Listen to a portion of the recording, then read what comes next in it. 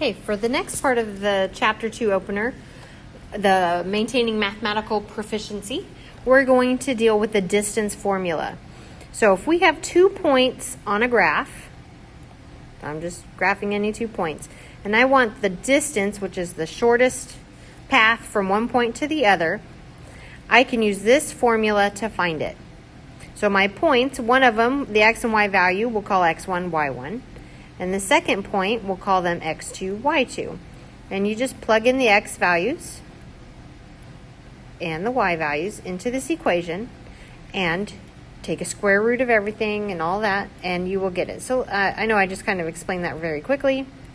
Let's give it a little practice here.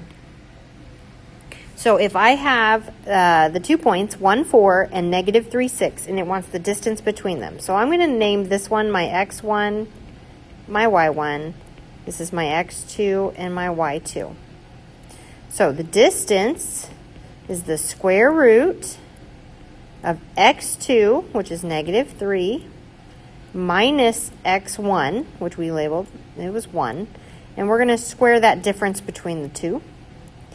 Then we add y2 minus y1, and we square their difference. When we subtract them, that's what we're doing. We're finding the difference between the two values of their x's and the two values of their y, and then we square it. So as we do this, let's simplify some things a little bit. So it ends up being square root.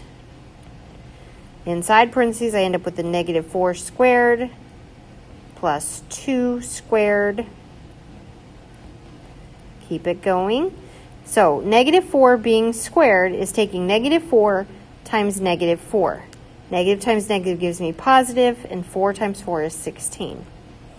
Okay, so if you were to type this in your calculator to find it, make sure you put those parentheses around the negative 4. Otherwise, the calculator won't square the negative. It will only square the 4, and it'll tell you negative 4 squared is negative 16. And that is just wrong because negative times negative would be positive. All right, and then 2 squared is 4. So I'm getting that my distance is the square root of 20, which if I plug that in my calculator and I round, give me 2 decimal places, I get 4.47. All right, so now you can finish the Chapter 2 opener, or the mathematical proficiency, and do numbers 7 through 13. And then you can submit your assignment in Big Ideas and submit the screen, take a screenshot once it gives you your score, and submit that into Canvas.